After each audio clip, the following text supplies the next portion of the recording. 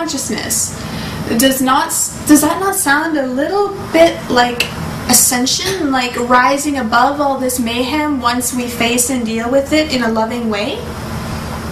So the Illuminati is very much assisting with this process. I mean, I wonder if that is where the saying comes from, love the thorn as well as the rose, or love your enemies. Well, at least now we know why. That is because they are pieces of us. Change. Oh, we do not like the change. We react by fighting, being afraid of it, and we are always afraid of what we do not understand. It is like spending our life running from a dark room. So why don't we just turn on the lights and see what's so scary? And the time has come to face all our fears.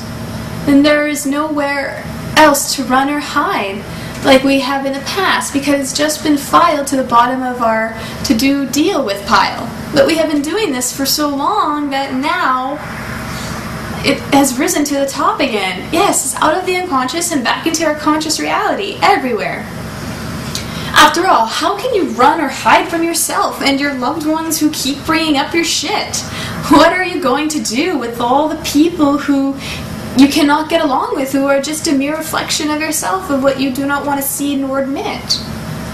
So it is time to deal with this bleed through which is ever so present in our reality. But do not worry, we are ready for this, and we can definitely handle this. Remember, there is nothing we are given that we cannot handle. If our life is particularly challenging, which it is, then hey, we must be masters. Because after all, you did not beat 500 billion sperm for nothing. You won that race.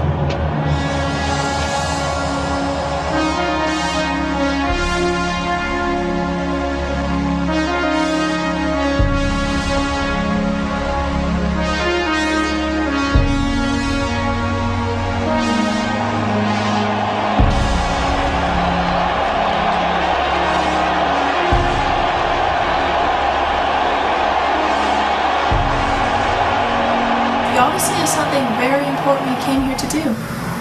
But what is it? Why in anyone's right mind would we want to be in this crazy, mixed up, beautiful planet, especially at this time? Could it be that you wanted to be here to witness a shift of consciousness? You might have forgotten, but your subconscious sure didn't. Are we here to be the change we wish to see in the world? So when it comes to light, as how much we have been bamboozled by the Illuminati, whatever we do, we must not direct our anger back at them, because it will just bounce back at us with such an intense force. They are rubber and we are glue. Whatever we say bounces off of them and sticks to us. Sticks to you. Yes, that is indeed true. As this will only amplify the so seeming dire situation we all find ourselves in. We need to understand that with war, it does not matter if you are conditioned to fight on the so-called good side or the so-called bad side, which in fact does not even exist, since they will only both lose because they are both duped into fighting. And what we resist persists. How much sense does it make to kill pieces of ourselves? Well, that is like our left hand hitting our right hand, and then vice versa. Hate, hurt, discord, and fear is Illuminati food, and it is their energy and power for their world. Funny, much like that movie Monsters, Inc. Another good movie that explains why we are so repressed is mentioned in Pixar's animated movie Bug's Life. It is all revealed in the grasshopper's reasons for bullying the ants, and why they are making the ants into slaves. Check it out for yourself.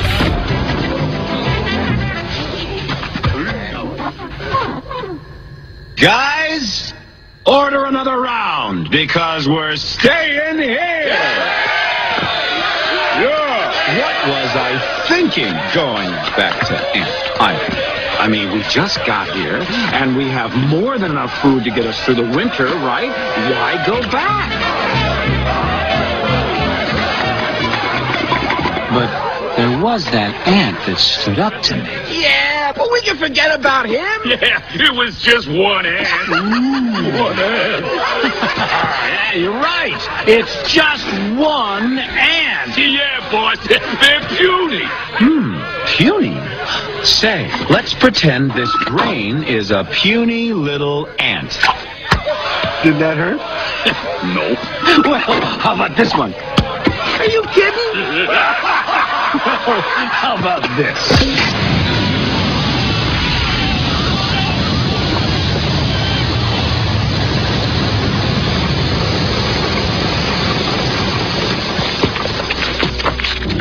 You let one ant stand up to us, then they all might stand up. Those puny little ants outnumber us 100 to 1. And if they ever figure that out, there goes our way of life. It's not about food. It's about keeping those ants in line. That's why we're going back. Does anybody else want to stay? He's quite the motivational speaker, isn't he? Let's ride! Yes, movies are definitely telling us what is going on, particularly the kids' shows. You just have to develop our eyes and ears to see it. My dears, every one of you are artists of life. You are artists of love. Unconditional love artists. We all love a good challenge, a good adventure, and indeed we have got one. Just another lie we have been told that life is mundane. Not. The key is to love the thorn as much as you love the rose. Fall in love with your problems because they are shaping you into the person you need to be in order to do what you came here to do. But not just that, you can't necessarily control the problems that happen in your life, but what you can control is your emotions and your actions afterward, and that really makes all the difference as well. You can use it to work for you, you can use it to work against you. It's really up to you. We have that choice at every moment in our life, depending how conscientious we will be in those moments. So, now I have a question for all of you out in YouTube land. If love is the most important, most powerful thing, like we've always been told and taught, then why does it not rule the world? If you say because evil rules the world, well, that is interesting. Do you really even know what evil is? I'm dyslexic, and I wonder why this world is backwards, and why lived, spelled backwards, spells evil. How many people do you know who are like the living dead, or feel half alive but mostly dead? The living dead means to not be truly living in our full potential, or even in the moment. Not like a little child who is fully living, but that soon gets discouraged, because in the land of the zombies, they want to feast on our brains, meaning think like them, be like them, sheeple mentality.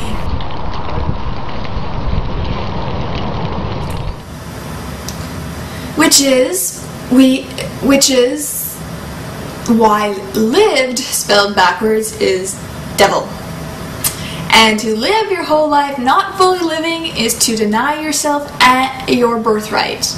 Looks like it is not such a bad thing to be dyslexic after all. Since the world in itself is so backwards and upside down like Alice in Wonderland, So then, I have another question for all of you. If love trumps all, and is the most important, most powerful thing of all, then why does it not rule and govern your world? What's your excuse?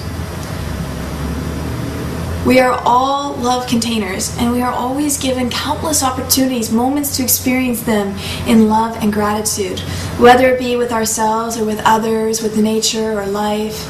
Kids do not need a reason to be happy, they just are. Could it be that they know they are love in itself?